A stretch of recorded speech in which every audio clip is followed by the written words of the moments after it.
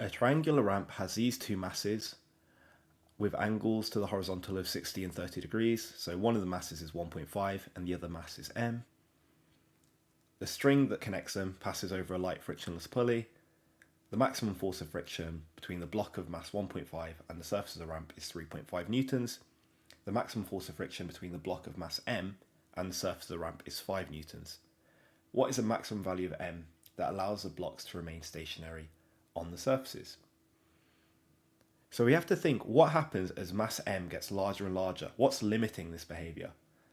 Well, as mass m gets heavier, this will mean that the system will tend to move in the direction of mass m falling. So essentially, as mass m gets larger and larger, the swing will be to, or the motion will be to move in the direction of mass m. So we need mass m to not be so large that this happens. So let's think about the forces on the system and draw these masses just horizontally, just to make it easier to interpret. So we have 1.5 kilograms here, and then we have mass m. It will have a force of mg sine 30, because that's what will be pulling it down here. So as m gets larger, this will become the dominant force. And then we also have the force on the 1.5 kilograms, which is 1.5 g sine 60 degrees.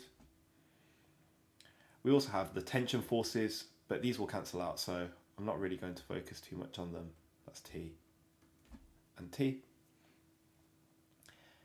And then as m gets larger and larger, because this motion will be in the direction of m going down, then friction will try to oppose this motion.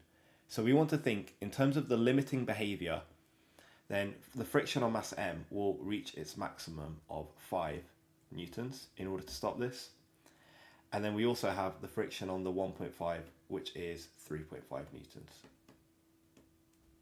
So if m is slightly lighter or whatnot, it will not need, or possibly need, it won't possibly need these maximum frictional forces. But as m gets larger and larger, in order to make this very unlikely to happen or to stop this motion occurring, we'll need the maximal value of each bit of friction to oppose this motion. So in order for this to be in equilibrium, then mg sine 30 degrees must be smaller than or equal to the 1.5 g sine 60 degrees plus the amount of friction, which will be 5 at 3.5, so that's 8.5 Newton. Conversely, if we're thinking about how small m could be, then we would look at what happens as the 1.5 would, dominate the behavior, and then we need to think about the fact that friction would be opposing this motion, so it'd be pointing to the right in that case. But this is talking about what happens as mass m increases. So we just need to worry about this for now. So if we substitute the values of sine 30, sine 60, and g, then we get m times g is 10, sine 30 is a half, so this is m times 5, smaller than or equal to 1.5g will be 15, and then times root 3 over 2, and then still 8.5. So we could just divide everything by 5 now. So m will have to be smaller than or equal to 3 root 3 over 2. So 15 divided by 5 is 3. And then 8.5 divided by 5 is 1.7. So this will need to be answer G. So m needs to be smaller than 1.7 plus 1.5, so 3 over 2, root 3 kilograms. And that is the answer to this question.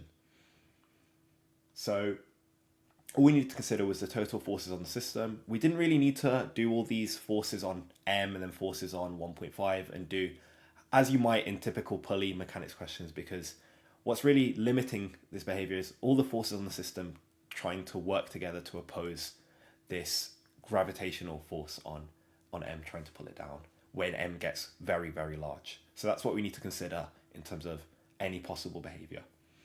Hopefully this makes sense, but let me know if you have any questions about what was covered here.